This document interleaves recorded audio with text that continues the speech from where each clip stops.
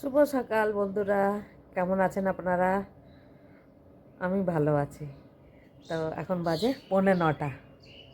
তো পুজো করার পরেই আমি বেশিরভাগ ভিডিওটা স্টার্ট করি।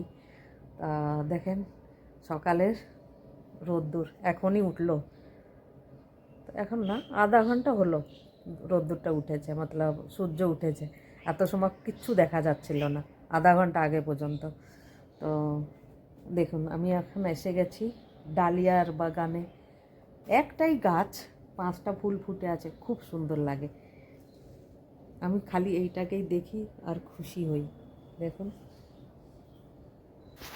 এই দেখুন আমার কাছে কি যে ভালো লাগে ফুল, তা বলে বোঝাতে পারবো না, এত সুন্দর লাগে।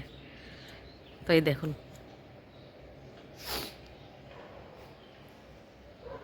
খুবই ভালো লাগে। এতে এখন জল দেবো, আমি জল দেওয়া হয়নি, তা এখন জল দিয়ে তারপরে যাব রান্নাঘরের দিকে। এই যে রান্নাঘরে আসতেই আমাদের কিচেন গার্ডেন থেকে ওলকপি আনা হয়েছে। আমি যেখানে থাকি ওলকপিও পাওয়া যায় না, তা এটা লাগানো হয়েছিল বিচির থেকে, তাই হয়েছে।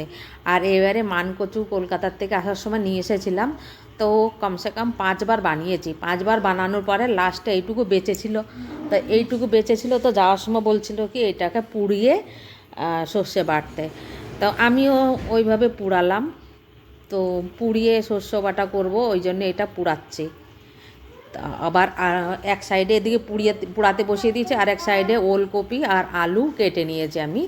এই দেখুন এইভাবে ছোটো ছোটো টুকরো করে। আর সাথে আনা হয়েছিল বেতে শাক। তো বেতে শাকও আমাদের কিচেন গার্ডেনে আমি লাগাইনি, অটোমেটিক হয়েছে।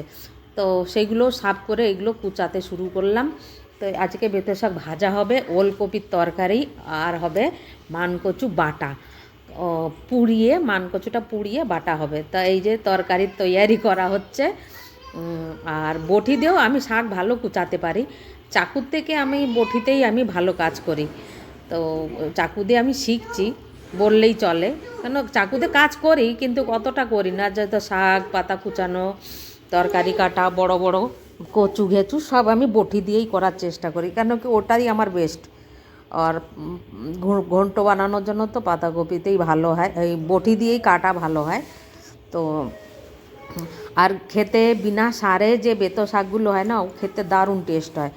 তো দু কোয়া রসুন দিয়ে ভাজা করলে না দারুণ লাগে, আর ঘন্টও ভালো লাগে। দেখুন শাক কুচাতে কুচাতে কচুটাও পুরানো হয়ে গেছে গ্যাসে। এমনি তো আমরা উনুনেই, গ্রামের বাড়িতে উনুনেই পোড়া দিই, তো এখানে উনুনে রান্না করাই হয় না, তা গ্যাসেই পুড়িয়েছি। তা ভালোই পুড়ে গেছে কচুটা। এই দেখুন একদম ফোমের মতো হয়ে গেছে, স্পঞ্জ যাকে বলে। আর ভালোই পুড়ে গেছে, আর হাত দিয়েই ভেঙে যাচ্ছে, এত সুন্দর পোড়া হয়েছে কচুটা। আসলে এই কচুটা খুবই ভালো বেরিয়েছে এবারে। তো এটাকে বেটে নেবো, নুন কাঁচা লঙ্কা থোড়া অল্প একটু জিরে আর সর্ষে দিয়ে। আপনারা কী দিয়ে বাটা করেন অবশ্যই বলবেন। আমরা এইভাবেই বাটা করে খাই সাধারণত। আর কী দিয়ে বাটা খাওয়া যায় ওটা অবশ্যই কমেন্ট করে বলবেন। আর আমাদের এই রেসিপিটা কেমন লাগছে, তো যদি ভালো লাগে তো লাইক শেয়ার আর সাবস্ক্রাইব অবশ্যই করবেন। তো এই দেখেন আমি শস্যটা বেটে নিয়েছি, এবারে দেব কচুটা। তো এই যে কচুটা দিয়ে এই যে বাটা করে নিচ্ছি। তো সত্যি কথা বলছি, খুব সুন্দর আর খুব টেস্টি হয়েছিল, বলার মতো না। তো আমরা দুপুরবেলাও খেয়েছি, আবার রাত্রিবেলাও খেয়েছি, দারুণ টেস্ট হয়েছিল। তো এইভাবে বাটা করে শিলে যদি বাটা করে খাওয়া হয় তো টেস্ট আলাদাই হয়। আর মিক্সিতে এটা না বাটলেই টেস্টই আরও বেশি হয় শিলে বাটলে। তো বাটা ঘোটা বেশিরভাগই আমি শিলেই করি। এই যে আমার গোল মতো একটা শিল, নতুন আজুবা বলতে পারেন। তো যখন এইখানে আসা হয়েছিল তখনই এইটা কেনা হয়েছিল 10 টাকা দিয়ে, আমি শুনেছি। তো বলছিল যে 10 টাকা দিয়ে আমি এই গোল শিলটা কিনেছি, তা আমি একে আর পাল্টাইনি। নতুন শিল কিনলে কিনতে পারতাম, কিন্তু আমি শিলটা কিনিনি। তো এই দেখুন মাখিয়ে নিয়েছি। তো এবারে এতে দেবো খানিকটা সর্ষের তেল, 2 চামচ মতো দেবো সর্ষের তেল, তাহলে টেস্টটা আরও বেশি ভালো হবে। তা দেখেন দিয়ে দিয়েছি টেস্টটা, এবারে এই মতলব সর্ষের তেলটা। তো এবারে এটাকে ভালো করে মাখিয়ে এটাকে খাওয়ার জন্য রেডি হয়ে যাবে। তো এই দেখুন এইভাবেই আমি সর্ষে বাটাটা বানাই। আর দু একজনের কাছে শুনেছি নারকেল দিয়েও বাটা করে, সেটা তো নারকেল দিয়ে কাঁচা মান কচু বাটে, এইটুকু আমি জানি। আর দেখুন আপনারা, তো এবারে যাব আমি দুপুরের বাকি কাজ সারতে। আর এই দেখুন তৈয়ার কচু বাটা।